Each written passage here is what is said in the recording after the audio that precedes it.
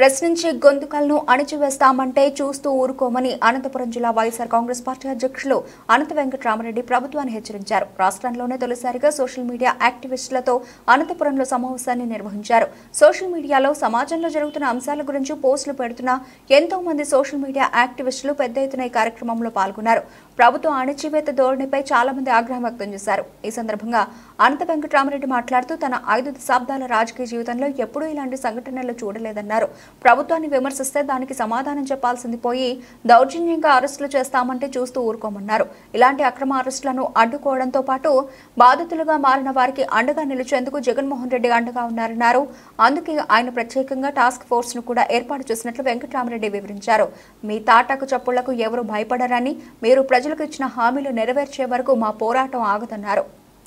ఈరోజు అనంతపురం జిల్లా యొక్క YSR Congress party social media కన్వీనర్లు, కో కన్వీనర్లు, అలాగే లీగల్ అడ్వైజర్లు, అనంతపురం జిల్లా లీగల్ అడ్వైజర్లతో ప్రత్యేకమైన సమావేశం ఏర్పాటు చేసింది. ప్రత్యేకంగా ఈరోజు నెలకొన్న పరిస్థితులు, సోషల్ మీడియా యాక్టివిటీస్ పైన చంద్రబాబు నాయుడు గారి నాయకత్వంలో ఉండే ఈ కూటమి ప్రభుత్వం తీసుకుంటున్న చర్యలు, మరీ ముఖ్యంగా కూడా వారందరినీ కూడా అక్రమంగా కూడా అరెస్ట్ చేసేదే కాకుండా 3rd డిగ్రీ కూడా వారిపైన ప్రదర్శిస్తూ పోలీసు యొక్క జులుము, తర్వాత అరెస్ట్ చేసి ఎవరికి చెప్పకుండా ఎక్కడెక్కడికో తీసుకుంటూ జిల్లాలు తిప్పుకుంటూ జరుగుతున్న ఈ ప్రత్యేకమైన నేపథ్యంలో జగన్మోహన్ రెడ్డి గారు ప్రత్యేకంగా ఇటువంటి సమావేశాన్ని ఏర్పాటు చేసి వీరి ద్వారా ప్రతి ఒక్క social media YSR Congress party social media యాక్టివిస్ట్కి కూడా ఒక ధైర్యాన్ని ఇవ్వాలని చెప్పేసి కోరితే, కాబట్టి అటువంటి ధైర్యాన్ని ఇవ్వడానికి మేమున్నాం. పార్టీ అండగా ఉంటుంది తప్పకుండా. అదే కాకుండా ప్రత్యేకంగా కూడా జగన్మోహన్ రెడ్డి గారు ఒక టాస్క్ ఫోర్స్ అని చెప్పేసి ఏర్పాటు చేసి అనంతపురం జిల్లాకు కూడా రమేష్ గౌడ్ను కూడా నియమించడం కూడా జరిగింది.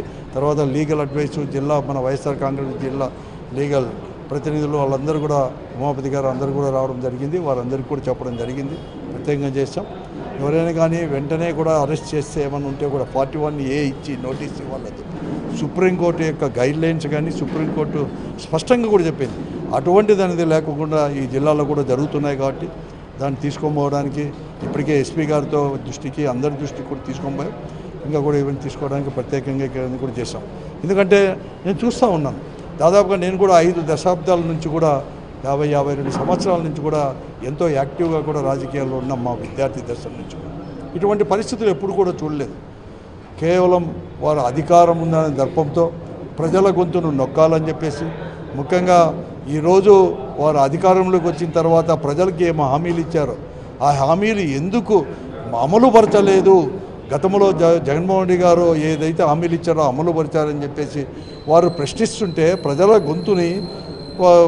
గొంతునే ఈ సోషల్ మీడియా ద్వారా ప్రభుత్వానికి చేరవేరుస్తుంటే ఆ గొంతుని నొక్కే ప్రయత్నమే ఈరోజు కూడా ఈ రాష్ట్రంలో జరుగుతుంది. దానికి అనేక రకమైన కుట్రలు కూడా జరుగుతున్నాయి. దాన్ని మేము ముక్తకంఠంతో ఒక తాటిపై నడిచి దాన్ని ఎదుర్కొంటాం. ఒకటే నేను చెప్పదలుచుకున్నా ఈరోజు ప్రభుత్వానికి కూడా, మీ తాటాకులు చప్పళ్ళకు కానీ లేకపోతే మీరు ఇటువంటి బెదిరింపులకు కానీ ఎవరు కానీ భయపడరు. ఈరోజు దేశంలో ముఖ్యంగా భారతదేశం యొక్క భారతీయుల అందరి రక్తంలో కూడా, దాంట్లో భాగమైన మన ఆంధ్రప్రదేశ్ మా రక్తంలో కూడా ప్రతి ఒక్క దాంట్లో కూడా పోరాడే శక్తి అనేది కూడా ఉంది.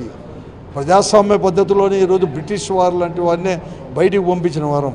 మీరు ఇట్లా పశుగణంతో ఒక రాక్షసత్వంతో క్రూరంతో మీ అధికారాన్ని అడ్డం పెట్టుకొని, పోలీసు వాళ్ళని అడ్డం పెట్టుకొని మమ్మల్ని మా గొంతును కానీ నొక్కుతారు మీరు అనుకుంటే అది తప్పు అని చెప్పి పోతున్నాం మేమందరూ కూడా జగన్మోహన్ గారి నాయకత్వంలో అని చెప్పేసి చెప్తాం. కానీ ఇప్పటికైనా కానీ మీరు ఇటువంటి దానికి కాకుండా మీరు ఏదైతే హామీలు ఇచ్చారో ఆ హామీలు అమలుపరచుకోవడానికి, ఈ రాష్ట్రం అభివృద్ధి చేయడానికి మీరు మంచి చేయండి, మేము చెప్తాం మీరు మంచి చేస్తున్నారని చెప్తాం.